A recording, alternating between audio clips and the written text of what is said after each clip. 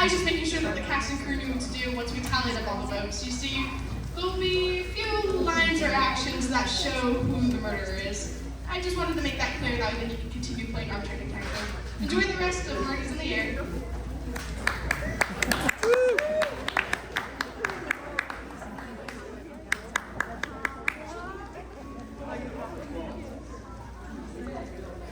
I can't believe he's dead. Simon, he is the deadest person I have ever saw. That reminds me, Ben Spears and I were discussing the degrees of dead earlier, and Mother, please. And he was murdered. there's no doubt about it. You saw the body. Poor grandfather. If I got here sooner, maybe. How do we know you didn't get here sooner? What? For all we know, you could have arrived hours earlier, parked your car behind the mansion, and snuck in and killed Mr. Starkweather. That is absurd. Why would I do that? I'd say a third of a $50 billion fortune is a pretty good reason to knock somebody out. But I wasn't here when grandfather told you about the crazy cloning scheme. You could have easily hidden behind the French doors and eavesdropped. Why would I have done that? I told you what happened. Tell me again. All right. I was crawling at a snail's pace on that long country road through town. Wind was lashing the windshield so hard I could barely see. The moon was snapping branches off the trees and playing them against my car. It was driving through a hurricane. When I got to a wooden bridge which spans the stream that flows across the estate, I ran into a problem. The bridge was broken, and the stream had turned into a raging river.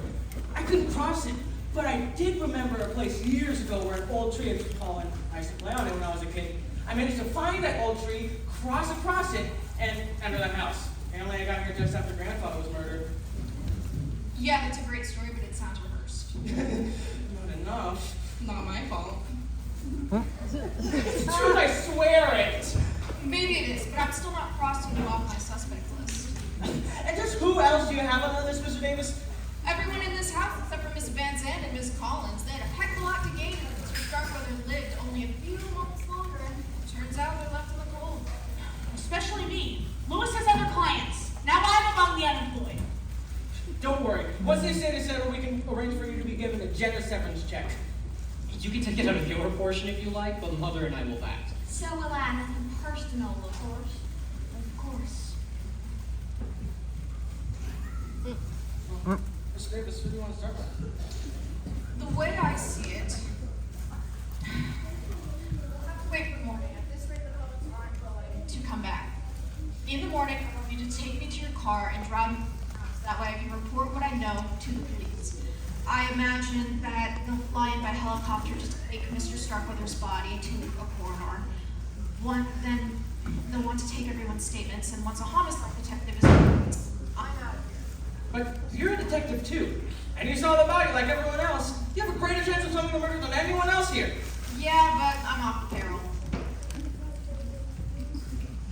How about this? I'll hire you. I won't have the money yet, but once I get my portion of the inheritance, if you're willing to wait. You're on, kid. I knew you were good for the big bucks. In fact, that offer just dropped you to the bottom of my suspect list. Better start earning my salary. How can we help, Mr. Davis? First, I want to gather everybody up and learn their whereabouts when Mr. Starkweather was killed. Establish everyone's alibis. Exactly. I want to know if anyone heard or saw anything after Mr. Starkweather had announced his new will. Clues. Exactly. Clues, motives, and alibis. That's what a detective has to work with. The motives of this case are glaringly obvious. It's everything else I need to figure out.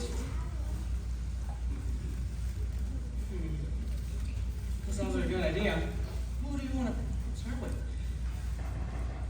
Well, Miss Thompson, how do you feel about going first? I'm awfully tired, but if I have to. You don't have to, Paula. None of us do. What do you mean, dear? I mean, Mr. Davis here isn't a police officer. You don't have to tell him the time of day. Well, that's true. Why wouldn't you say anything, though? Unless you have something to hide. Now listen, Simon. Don't you accuse me of murder unless you can prove it. Simon has a point. Do you want me to tell the police officers that everyone here cooperated except for you? Okay, fine. I'll answer your stupid questions, but first I'm going to take Mother upstairs and have her lie down. She's getting up there in years and needs some rest. Thank you, Jordan. I'm not a spring chicken anymore, but I'm not Miss Methuselah either. Don't get excited about it. Are you okay? Do you need your digitalis? No, but if I did, there's probably still one or two pills spilled on the couch. I had a little accident with my pill bottle earlier. Come on. You can call when you're ready for us. I assume you'll want to question everyone in private. You can wait with me in my room if you like, Kathy. I want to go over the old will again since it will remain the official one. Real nice. Excuse us. Well, I'd like to stay. Hearing everyone's alibis will give me a clearer picture of what happened earlier here at Starkweather Mansion. You're the boss now. I'm particularly interested in what happened between the time Mr. Starkweather announced his new will and the time he was murdered. How long was that? Several hours. Well, Miss Thompson, what can you tell us? Well, I was very disappointed in Great Uncle Simon's announcement, as you might as well imagine. I mean, I can see why you want to clone Tom Cruise, but Great Uncle Simon? No offense, Cousin Simon, but he was not the nicest person, nor good looking. But I was in my room for most of the time, but I did come down on a little errand. I was outside the kitchen when I heard Minerva and the kids on me Nancy talking. What's the matter with you, girl? Have you left your mind in the other room? You haven't heard a word I said. I'm sorry, Minerva. I'm just so confused. About what? Has that no good scamp Jordan been bothering you? Jordan, I mean, Mr. Starkweather, what makes you say such a thing? Well, when I walked in on you earlier in the living room, you were standing mighty close together. Real lovey-dovey like. What was he saying to you? I think he wanted me to do something you didn't want to do? Yes, but not in the way you're thinking. I'll bet. That boy tries anything, I'll cut him down to size. Don't say that, Minerva. Ah, I see. You are hung up on him, aren't you? Don't be a fool, Nancy. Jordan would just use you and toss you aside like he's done with a dozen other girls. But what if he's ready to settle down now? If Mr. Starkweather didn't change his will, then Jordan would be free to... Free to do what? Nothing. If we're finished, I'd like to go to my room now. Go on. Nancy? Yes, ma'am? Lock your door.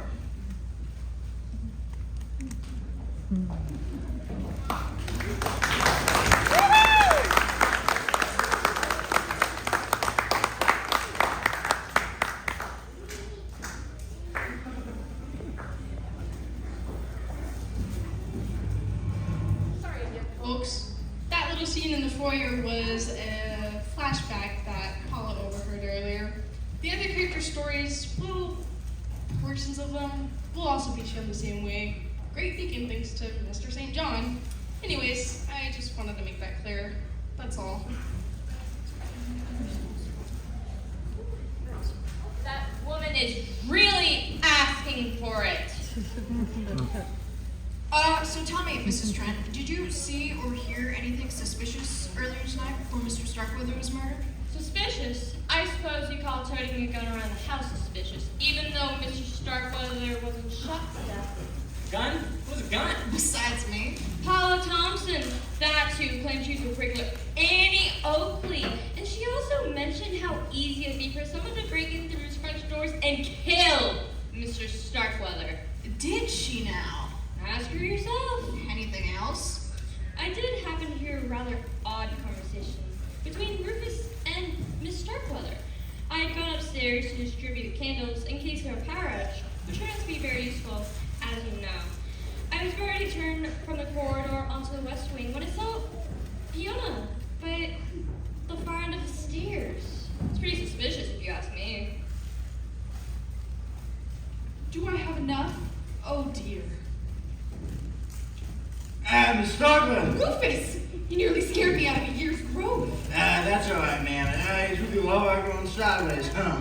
I certainly hope not. What are you doing with that television set? It doesn't look like a portable. Is now. Bond before guest rooms are in use. Whatever for. Well, you see, I was really sleepy, so I thought I'd stay up and watch some TV. But the set in my room is all busted up. Well, the cover specifically. Everybody on every dad blame channel was green. I mean, MTV was green, Seinfeld was green, even The Simpsons were green. Like every station is on Kermit the Frog. How disconcerting. You can say that again, whatever it means. Are them veterans? I remind you, I can still taste the fountain nervous served us at supper. These? Oh no, Rufus. You mustn't take any of these. They're for my heart. If you took them, they could possibly kill you. I'll pass then. Better be careful not leaving them around though. Someone can actually eat a bunch by mistake and kill them dead. That's entirely possible. I mean, what you can put on the death certificate, man? God's death, bad breath. It isn't a laughing matter. I need these pills, you see. Every last one of them.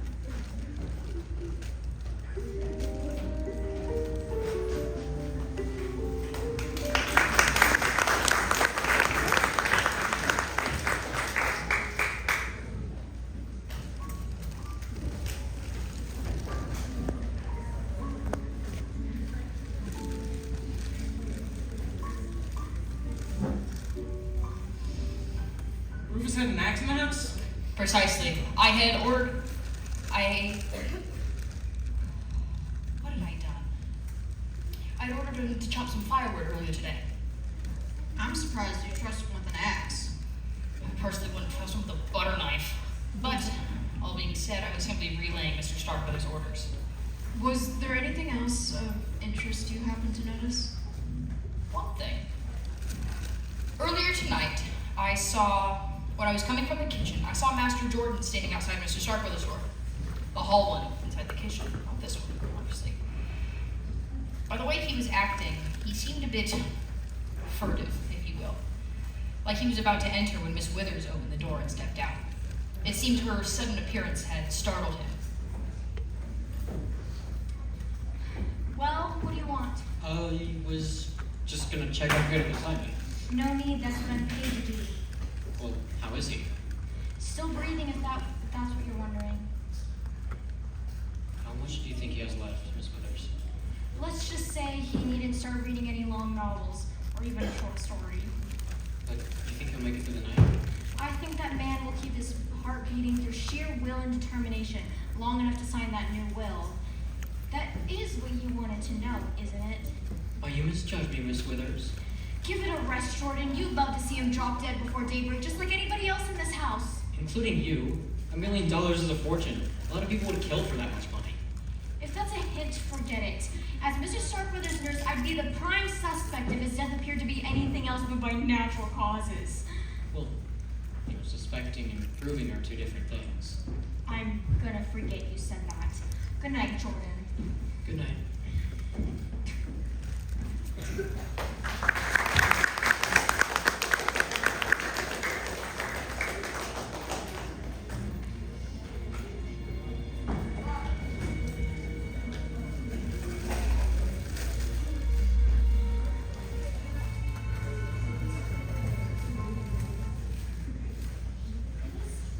Jordan Starkweather did hint that I was in a position to end his great uncle's life. I assume Bensonhurst also told you that I refused. He did, but you could have changed your mind. And killed him with a blood pressure cuff. That would have been hardly by what you'd call natural causes. I agree, the manner by which she was killed is quite puzzling. It's as if the killer was flying with dated faces. Why would they do that? A fantastic question. Tell me, Miss Withers, who do you think killed Mr. Starkweather? Off the record. That Thompson girl. Those Southern girls can pour on all the charm they want, but when you get down to it, Scarlet Little Heir was pretty ruthless. You've been told she has a gun. See what I mean? I dare say she and Jordan Starkweather were desperate to get their hands on Mr. Starkweather's billions. I heard them talking earlier in the foyer. They didn't notice me in the corridor. Well, what are we going to do? Do? What can we do? It's out of our hands. Don't be a wimp, Cousin Jordan. That money rightfully belongs to us. There has to be a way to get it. I know. Maybe we can break the new will if we have Great Uncle Simon declared insane.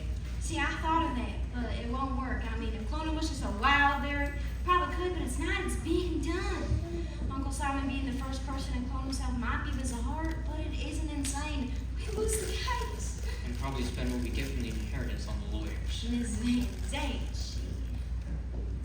What is it? What are you thinking? I'm thinking if you can't beat him, join him. What does that mean?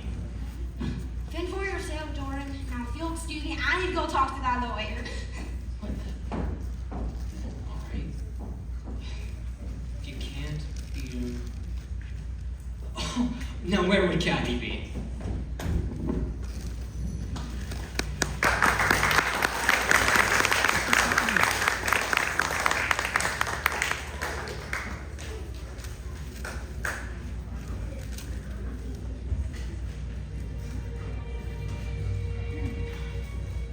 It's true. Jordan did suggest we get married. It wasn't what you'd call a romantic proposal, more of a business proposition. You're gonna have access to billions. What did Jordan have to offer you? Himself, I guess. In my opinion, that fortune hunters are worth 2 cents. Then you did turn him down. Jordan is attractive in a smarmy sort of way, but any woman who married him would be a fool. And believe me, Mike, I'm no fool. You're smart enough to volunteer to get a grandfather's clone. Look, Simon, once Mr. Starkweather set his mind on cloning himself, there was nothing anyone could do to change it. He was going to find a surrogate mother somewhere, so it might as well have been me. I understand. I just think the whole idea was creepy. You're a lot nicer about it than the other heirs were. For example, Paula, for one. She hadn't given up hope of getting her hands on Mr. Starkweather's fortune. how do you know? I was in Lois's room when Paula knocked on the door. She asked Lois to speak in private in the corridor. Lois went out with her. They didn't close the door completely, so I couldn't help but overhear the conversation. We're very busy, Miss Thompson. Preparing that new will. Yes.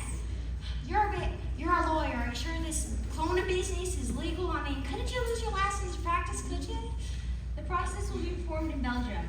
As we told you, our laws yes, but what about ethics? I mean, haven't lawyers been disbarred before for behavior unethical if not illegal? What's your point? My point is I want in on the deal. You can pay me from the trust fund to be the baby's nanny or whatever you want to call a position. I really don't care. If not, I'll be forced to report you to the Bar Association. Isn't that what you call it? It is. Let me give you a little free legal advice, Miss Thompson. In the first place, if you make any accusations against me before the cloning procedure has been completed successfully, I'll sue you for the $50,000 you're due to receive. Oh, and I'll get it too. Secondly, once the baby's on the way, I plan to close down my office. I shall devote all my time to Kathy and little Simon's care. At that point, it wouldn't bother me in the least should I be disbarred. You don't have to be a lawyer to administer an estate. Anyone can do it. Oh. So you see, young woman, your threats are meaningless. In fact, as an officer of the court, I should report your feeble attempts of extortion to the police.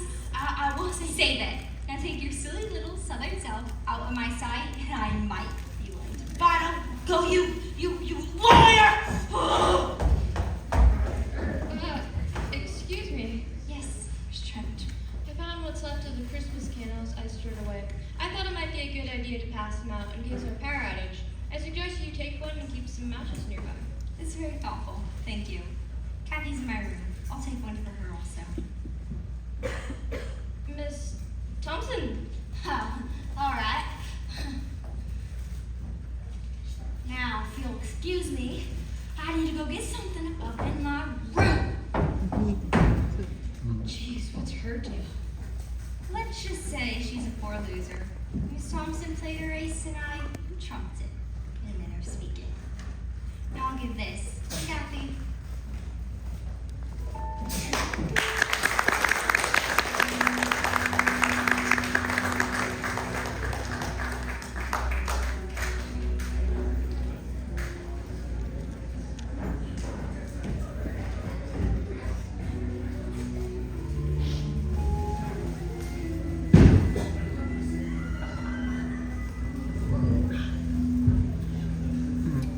So, Rufus, when Miss Collins screamed after seeing Mr. Starkweather's body, I noticed you came in from outside. What were you doing out there? Was outside? Let me think. Oh yeah, I remember now. I brought a TV from the guest room. We heard lines, Rufus. Oh, you did? Man, news sure does travel fast around here. All the actors on your set were great. Yep, sure was. It was like Martians had landed or something. Anyways, when I hooked up the news set, the pictures didn't come in too well. Everybody was as fuzzy as a woolly worm. I got outside and turned the tent around. On the roof while it was raining? Well, first off, Mrs. Davis, it wouldn't rain anymore. And second of all, it wouldn't do too much good to put in the basement, would it? I was about to get the tall light out of the shed when I heard that gal screaming bloody murder. Well, even the murder wasn't bloody. Did you see or hear anything while you were outside? Yeah. I saw an owl and heard a bunch of bullfrogs. I meant humans. I saw Mr. John on the patio when I was coming in. Don't know what he was doing there. Earlier tonight, Rufus, did you hear anyone talking about the new will? Well, who wasn't? Whenever no Bensoners didn't talk about much else. They was going on and on about it in the kitchen before Mrs. Starkweather club. What were they saying? They ain't fair, that's what. That they worked hard for Mrs. Starkweather all these years and they sure got the billions. Me, I didn't care too much. I figured 50 grand to give me a nice TV with a big old screen. I guess now you can give it too. Bensonhurst and Minerva. Yeah. The more I thought about it, the madder Minerva got. And man, you seen her or been around her, that woman's got quite the temper. She's about ready to storm Mrs. Starkweather's room to give her a piece of her mind. Mustn't go in there, Minerva. And who's going to stop me? I shall, if necessary. You and whose army? I know you're upset, but a confrontation is not what's needed right now. Oh yeah? Then what is? Have some patience, please. He hasn't signed the will yet. Maybe he'll change his mind by morning. We should live so long. No, Minerva. Let's hope he lives so long.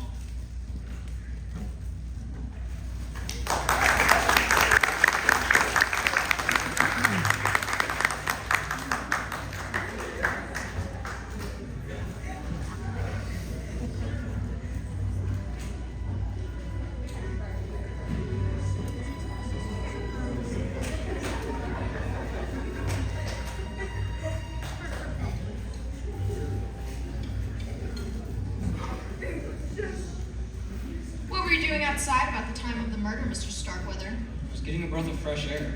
Anything wrong with that? Not if you had remained outside. What do you mean? When I made a cursory examination of the crime scene, I noticed that the window was left raised. I imagine Miss Withers did that to let in some of that fresh air. Anyone could have climbed in and... Are you accusing me of killing Great Uncle Simon? Calm down, Mr. Starkweather. I'm not accusing anybody. Yet. Now I repeat, what were you doing outside? If you must know, Kathy and I had a disagreement, and I blew up, so I went outside to cool off. Have you already heard about that? I ask the questions. Continue. Well, I mean, that's about it. Let me ask you this. If you didn't murder Mr. Starkweather, who do you think did? No, look, I'm not saying that she did it, but have you talked to that little maid, Nancy? Why her, Cousin Jordan? The girl has a crush on me. Now, I do a lot of flirting with the ladies, but I need nothing to lead her on. Anyways, you know, she's been really upset about losing not just her money, but that I would lose even more. I had strolled around the house when I was around, I think, the kitchen, and I noticed Nancy and Withers talking. Can I help you with anything, Miss Withers? I just needed fresh water by Mr. Starkweather's bedside. I got it. That poor man. I understand what she said in the living room when he said he could have just an attack and he lost his breath. Exactly. Just the slightest shock. Oh, his bell. I must go. Yes, we wouldn't want anything bad to happen to him, would we?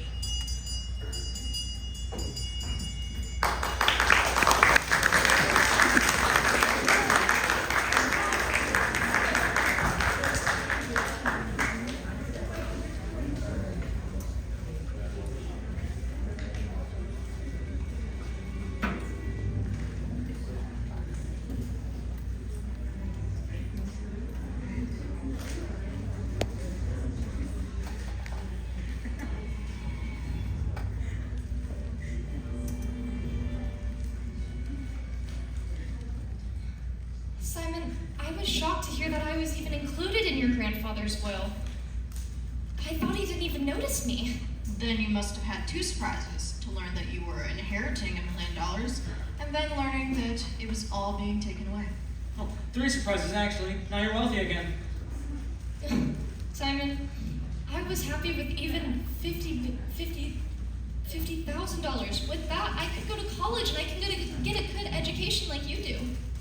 I can do anything you want. What do you want to do? I don't know. I haven't been thinking much about myself lately. Who have you been thinking about, Nancy?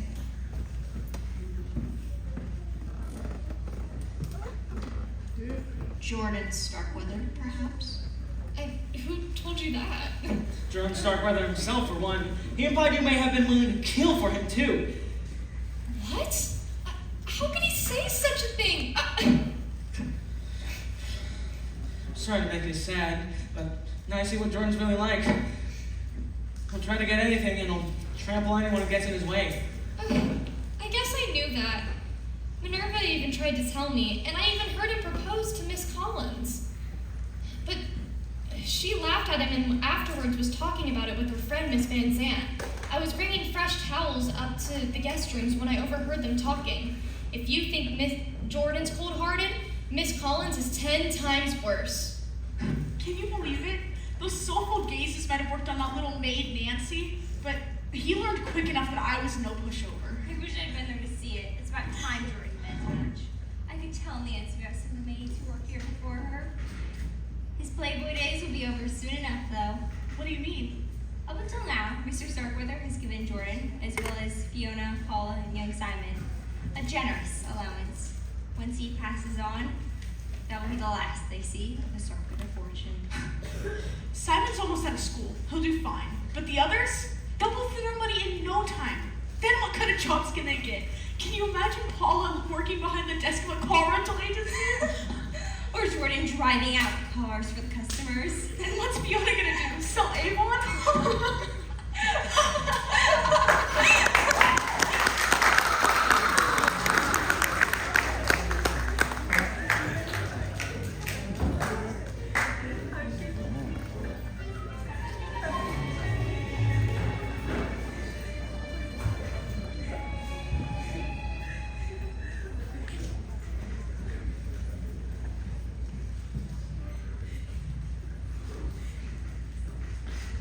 Mr. Davis, I want you to know that my Jordan, couldn't have done what was done to Uncle Simon. He was with me in my room all evening. You know that can't be true, Mrs. Starkweather. Your son told us himself that he went outside, and I saw you in here earlier with Bensonhurst and Miss Withers. Oh, that's right. Maybe it was last night he sat with me. Maybe it was. Now I know why it's so easy to get confused. Jessica Fletcher never believed the suspects on Murder, She Wrote. Concentrate on tonight, please, Mrs. Starkweather. Do you recall seeing anything suspicious? Suspicious? Well, I remember seeing that horrible thing wrapped around Uncle Simon's neck. I called that suspicious. I can use before that, Cousin Fiona. Before that? Let me think. I don't know if this is the sort of thing you mean, but Yes, go on. it was after we were all told about the new will and had gone upstairs. I passed by the secretary's door when I heard her and the housekeeper inside. They were speaking quite loudly, so I couldn't help but overhear. What are you doing in my room, Miss Trent? I was making sure there were extra blankets in all the guest rooms. I suppose you're quite pleased with yourself, Miss Collins. What do you mean? It worked out just as you planned. I don't know why are you saying that? I think you do. I now understand why you brought those magazines from town and left them lying around where Mr. Starkweather could see them. You've been doing this for months. What magazines? Oh, don't play dumb, Miss Collins. I've seen those news articles and those magazines. They've all had one thing in common. Articles about cloning. You were the one who decided to plant the idea of cloning into Mrs. Starkweather's head. So what if I did? There are laws against sharing ideas, are there? I'm sure your lawyer friend would say no, since it's you guys are together. Doesn't mean what you're doing is right. I think what you're planning to do is hideous. Well, frankly, I couldn't care less what you think. Get out! Oh, starting to give orders now, are you? Fine, I'll leave. But remember one thing, young woman. You are not the queen bee, and you won't be until Mr. Starkweather's name is on the dotted line. Presumably that ever happens.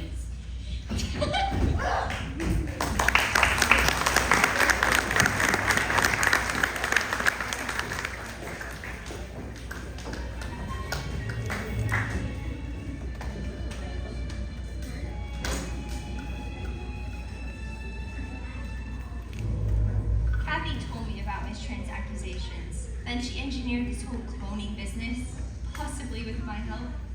Apparently, Mrs. Starkweather reported their conversation accurately, which is something of a surprise.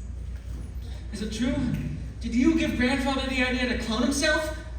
I don't think that's really relevant to the case at hand, Simon. Even if we did, we weren't breaking any laws. Wouldn't you agree, Mr. Davis? No laws that I can think of. So how about we focus on the law that was broken? I'm referring to the murder, of course. Right as always, Miss Van Zandt. Well, is there any information you can volunteer? I will tell you this. Earlier this evening, I was going to the kitchen to ask Minerva for a pot of coffee. It was apparent Kathy and I would be working late, and I felt the caffeine might help us stay awake. Minerva wasn't there, but Rufus was. I heard him talking to Fiona Starkweather. Their conversation was rather peculiar. Rufus, what are you doing with that axe? Well, I bought it from the woodpile to dry it off good. Sharpened it up pretty nice too. Wanna see? Heavens no, put it away! Maybe I better before it hurts anybody, or even kills them. That's a horrible thought. I get those sometimes, do you? I see you still got your poison pills.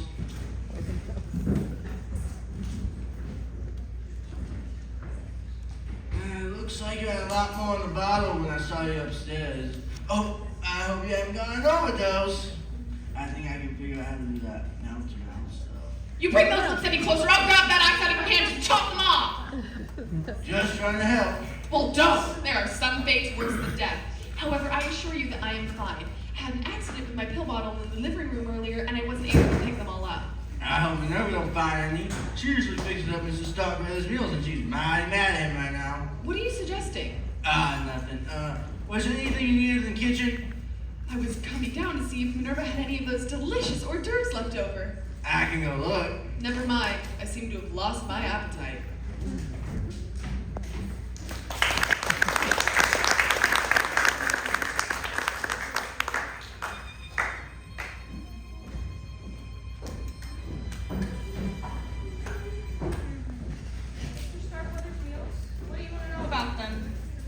Well, does he eat with everyone else? Does he share the same diet? Mr. Starkweather was on a very restricted diet. Low salt, low fat, so I had to prepare his meals separately. Why do you want to know about the food? Is there something wrong with my cooking? No, nonsense. That leg of lamb you served earlier was simply delightful. Yes, well, I've often been told I have terrific legs. Now what's the problem? Forget it. You told me what I need to know. Changing the subject, who was in the kitchen when the circuit breaker tripped and the lights went out? Before I got there, I mean. The blackout. I'm not sure, let me think. I was in the kitchen checking for supplies for breakfast. When it went dark, it took me a second to get the candle from Mrs. Trent out of my pocket and light it.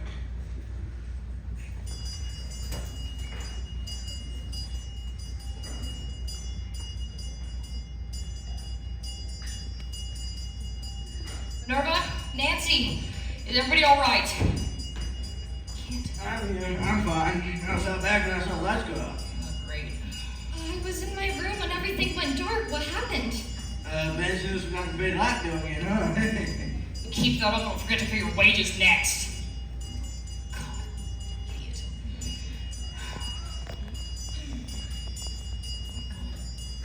Somebody stop that bell.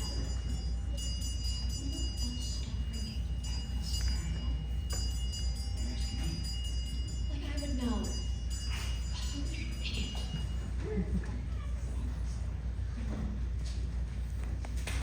What in blazes is going on? So the storm knocked out the circuit breaker. See, I told you my candles would come in handy. Remind me to give you a gold star later. I actually really like that. Bensonhurst, can you get the electricity back on? Might be able to. That's what I can find out. Bensonhurst? Circuit breaker's in the kitchen. I'll show you. I hope they get it back on soon. Not a fan of the dark. That quick enough for you? I'll just get back to my chore. What did he come inside for? The idiot trapped water all over my clean floor. Mr. Starkweather doesn't fire him. I'll never know.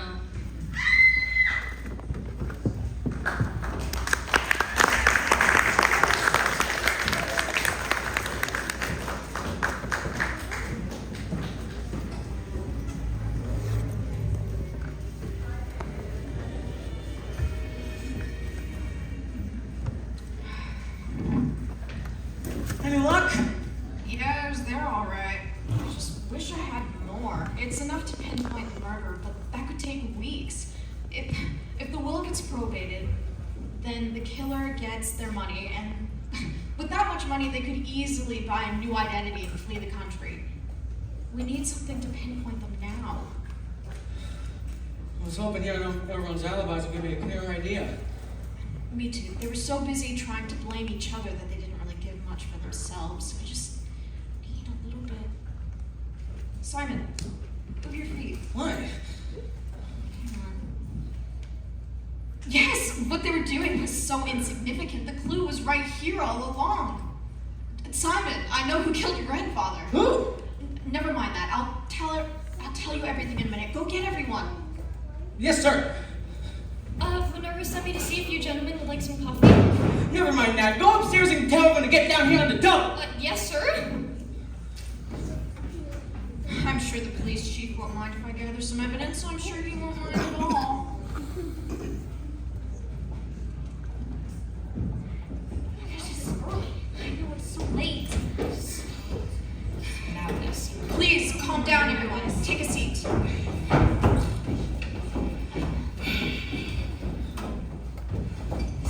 I'm telling you, these guys are really good. No one's gonna ask how well. Why did you call us down here at this ungodly hour? Yes, it has been quite a long night, hasn't it? Yeah. But I'm sure you would all sleep easier if you knew who killed Simon Starkweather. What? You mean you discovered who killed Great Uncle Simon? I think I have, and I will tell you all in just a moment. I'm amazed, Mike. How did you figure it out? Well, first I had to answer a question that has been bugging me for quite a long time. It would have been so easy to make it appear that Mr. Starkweather died of natural causes, a suggestion that Jordan sent to Miss Withers. For example, Mrs. Starkweather or her son could have used her digitalis to trigger a heart attack and give it to him to trigger a heart attack, and anyone else could have had they known that she had spilled some earlier. There's probably a few more underneath the couch. Miss Withers could have achieved the same result by injecting an air bubble into his bloodstream with one of her hypodermic needles. Again, something that all of you could have snuck into her room and stolen one of her needles and done the exact same thing. You also might have thought about frightening him to death. Minerva with her knife, Miss Thompson with her gun, Rufus with his axe, Bensonhurst with his wrench. So then why was he strangled to death with a blood pressure cuff? The answer was so simple, I can't believe I didn't figure it out sooner. What's the The answer? plan worked. No one would have ever suspected that it would be a murder. Well, the answer is that when the blood pressure cuff was put around Mr. Starkweather's neck, he was already dead. Isn't that right, Miss Van Zandt? You are very clever, Mr. Davis. It had to have been you. When the circuit breaker tripped, I went to go find Bensonhurst, and you checked on Mr. Starkweather. The killer must have killed him and then snuck into Miss Withers' room only moments before you found him. That's what I figured too. But why put the blood pressure cuff around his neck? As our able detective has summarized, the murder made it appear that Mr. Starkweather had had a heart attack. Death seemed to have indeed been due to natural causes. There is no doubt in my mind, however, that someone in this house had killed him. I knew under the circumstances the police would have no reason to conduct an investigation. Nor would a coroner perform an autopsy. I wasn't about to let my employer's murderer get away scot-free. I noticed the blood pressure cuff on the bed, so I put it around his neck and inflated it before wheeling him into this very room. That was very clever of you. I'm sure the police chief will even ignore the fact that you tampered with evidence. I'm sorry, Mr. Davis, but you discovered the identity of the killer, and the ends seem to justify the means. How do we know Miss Van Zandt didn't kill Great Uncle Simon herself? No motive.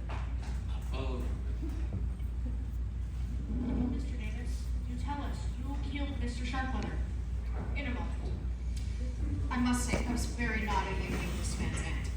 That your little ploy really distracted me for quite a while. Instead of asking who did it, I continued asking why did they do it that way. To help keep you out of suspense, I'll go ahead and show you. Bear with me for a moment. If I recall, you should all have candles that Miss Trent passed out. Please take them out and light them. Some of you have already taken them out. That's glorious. Thank you. Please light them. Isn't this nice? Very Christmassy. When I examined the body, I noticed what I thought were droplets of blood on his bathrobe. On closer inspection, they appeared to be something else entirely, but forget about that for now. When I was interrogating all of you, I noticed one of you scraping your thumbnail against the other. I thought at first it was a nervous gesture. I guess it was a gesture triggered by guilt, you could say. But I didn't realize the importance of that until Minerva's statement. She reminded me of those of you who gathered in the kitchen to get Miss Trent's candles. A few minutes ago, I noticed these on the sofa, or not on the sofa, by the sofa, on the floor by the sofa. And I had all that I needed to identify the killer. Thin scrapings of red tallow that matched the droplets that were on Mr. Starkweather's body. Red tallow that matches the very candle that the murderer was holding when she killed Mr. Starkweather, the very candle of which one Nancy Pollard is holding. There could have been other red candles.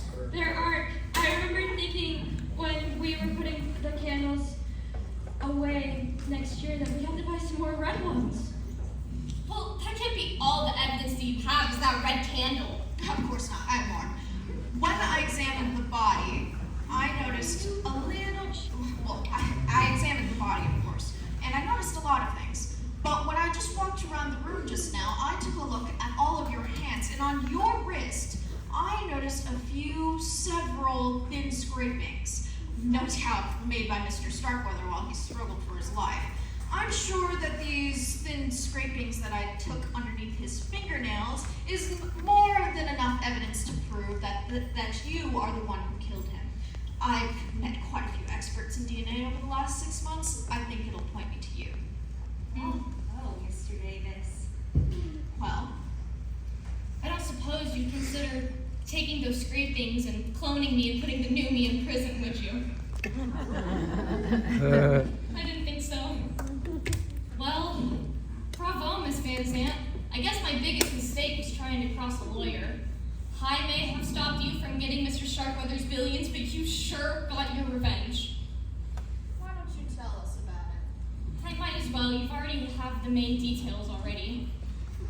I was furious at Mr. Starkweather for bringing all of our hopes up, especially Jordan's, and dashing them all to the ground.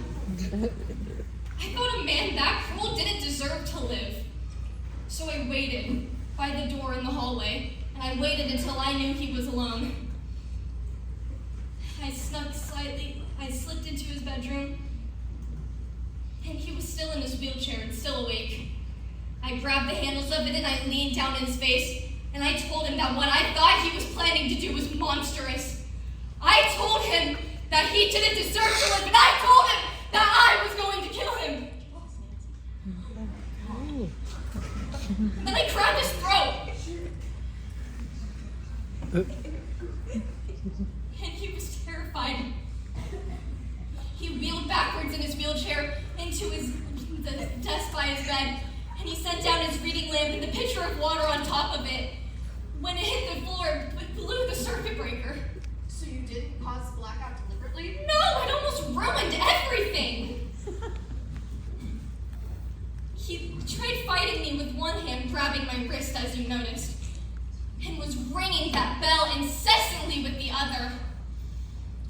All he managed to do was make those insignificant scratches on my wrist. That and managed to make me drop the tallow from the candle. But I guess that was enough to pin his murder on me. And then I put the oxygen mask that I had back on his wheelchair. and I slipped into Miss Wither's room. I grabbed the brass candlestick off your bureau, and I struck her with it! She fell to the floor and her candle extinguished, and afterwards, I slipped back into the hallway and joined all of you when Miss Kathy screamed. I'm sure you were just as shocked as everyone else when Mr. Starkweather was wheeled out and there was a blood pressure cuff around his neck. Oh, well, it was easy to guess what Miss Van Zandt had done. And I would have loved to kill you, too. And I wouldn't dare try until now! No! Don't anybody move! Hey, don't do something you'll regret. Mr. Davis, it is too late for that advice. Get up! You're coming with me! Where would we go? The pressure's washed out. I know where that tree is that Simon mentioned earlier. Simon, throw your keys on the table! No, don't do it, don't do it, don't do it! Simon! Your grandfather! You're never gonna get away with this. Oh, I think I might. Idiot! All of your cars are on the other side of the stream, and it would take you hours to walk to the police station in town. And I would be long gone by then. What about me? I would have committed the perfect murder if it weren't for you. What do you think I am going to do with you? Or think if I can help it! Ah! Hold it right there! Ah! Your whole rights are coming. Burn me! Consider a preview of the afterlife. I knew these would come in handy.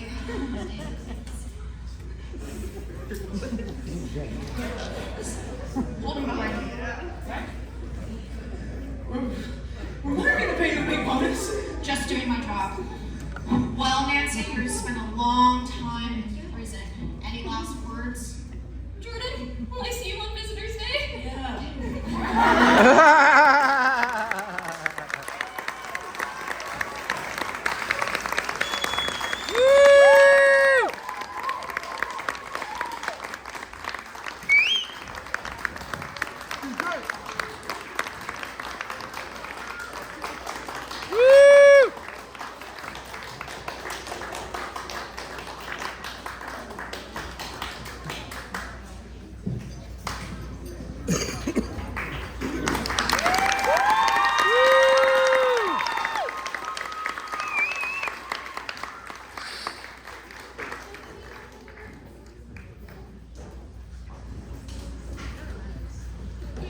What is it now?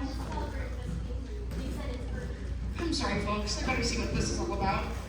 Oh, it's from Mr. St. John. He says he just came from a drug-induced coma, and when he awoke, a fantastic solution to the play was crystal clear. Oh my, that's brilliant. This new ending is unbelievable. Better than any possible other conclusions. Ooh, clues that need to go in the first act. Well, looks like we'll have to do the whole show again.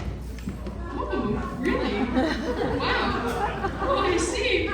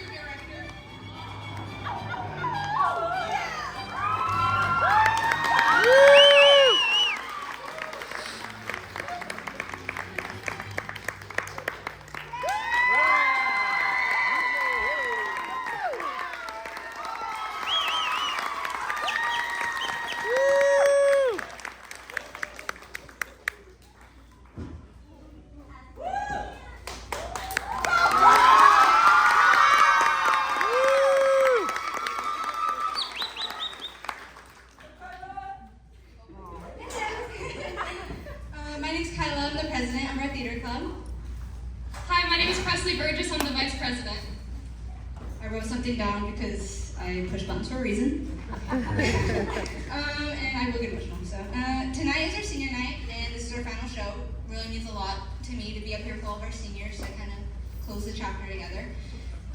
We're really thankful for all the memories we made and for everyone who supported us over the years. So I want to take a minute to say thank you to our audience.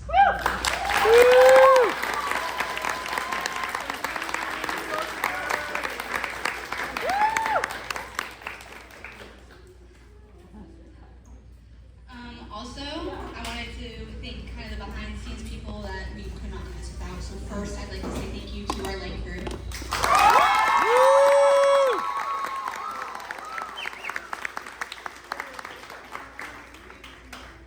And for the very last time, can we say thank you to our amazing sound tech?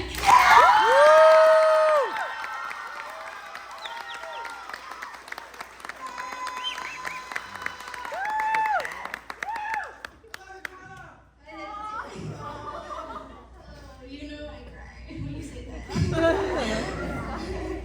And of course, we cannot forget our backstage crew.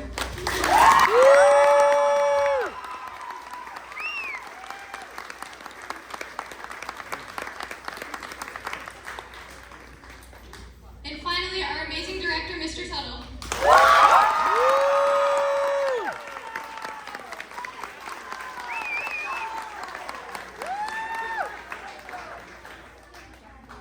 Thank you so much for being here on this very special night. You guys were such a fantastic audience.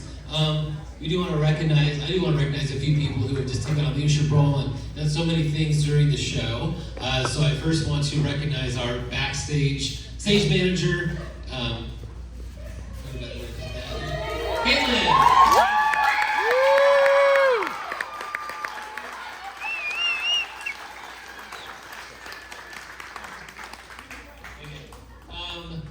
Our light tech, come on down, Connor.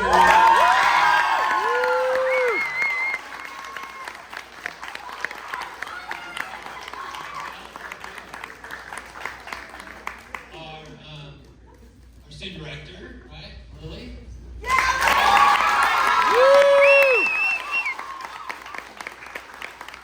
And again, our head tech, student by our drama club president, right?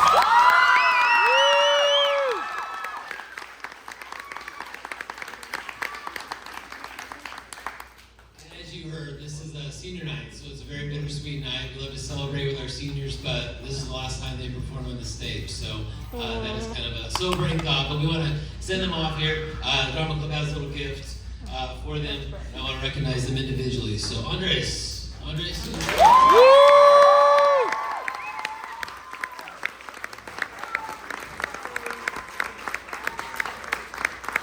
is usually up on the spot, usually with Kyla, right? His girlfriend up in the sound booth. So, surprise, surprise.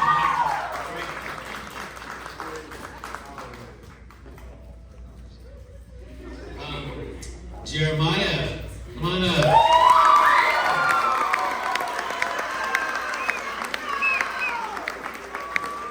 Very fittingly, he's carrying a bag of popcorn. If you've been here the last 4 years, you've almost been certainly served popcorn by Jeremiah. He is Mr. Popcorn.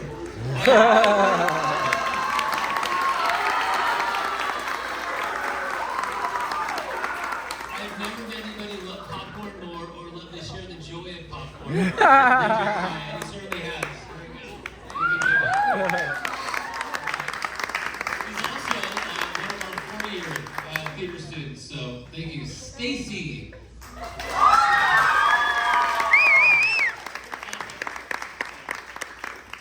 So Stacy jumped in this year.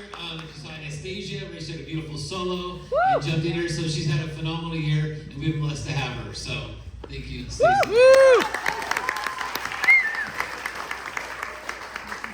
Macy, our Southern Belle.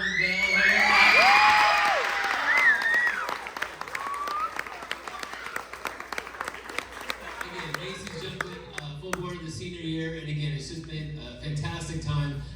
Just love watching her on stage, so fantastic. Asher.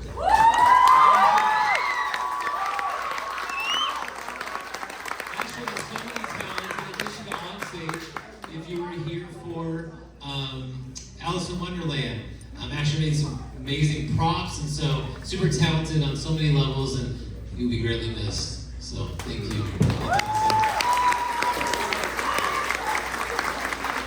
Lily Coleman.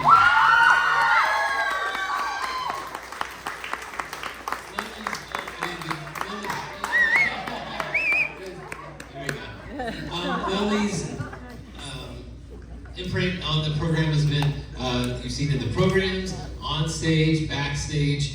She's just been involved in so many things, and so, again, just really instrumental in all that we do, and so, again, appreciate you, gonna miss you. Connor.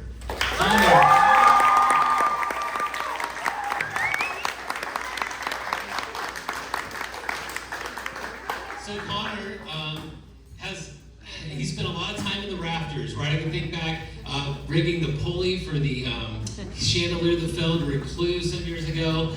He was up there setting the lights, and it's a hot box up there. And he is one of the first to master our new light system. In fact, he knows more than I do about that thing. So he's been phenomenal. Again, so appreciate it. So thank you, Connor.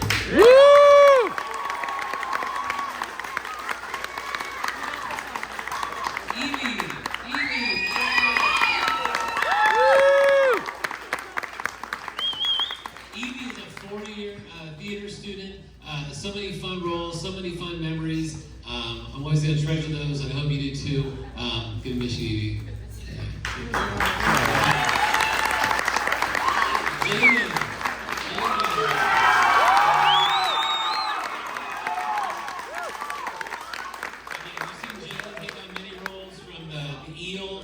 Little Mermaid, and what else here? There's been so many memorable roles, a range of them. So I don't think you've seen the last of Jane in terms of acting. He's got some great skills and a bright future. So I can't wait to see what happens in the future.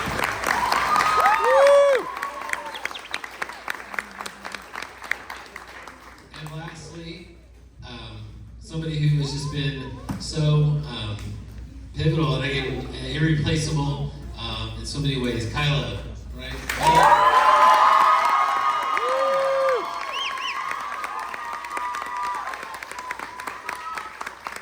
think I told you before, one thing theater teachers crave is certainty, right? So there's so many uncertain things that happen during a live show, and so I can always feel confident knowing and feeling so much comfort knowing that Kyla was behind the soundboard.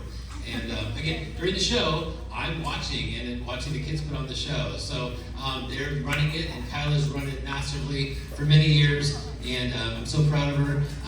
Again, she's gonna be irreplaceable. And so, again, we appreciate your leadership this year and everything, and so many great memories that I hope you'll cherish, and I know I will for many years to come. So let's give these kids one more round of applause.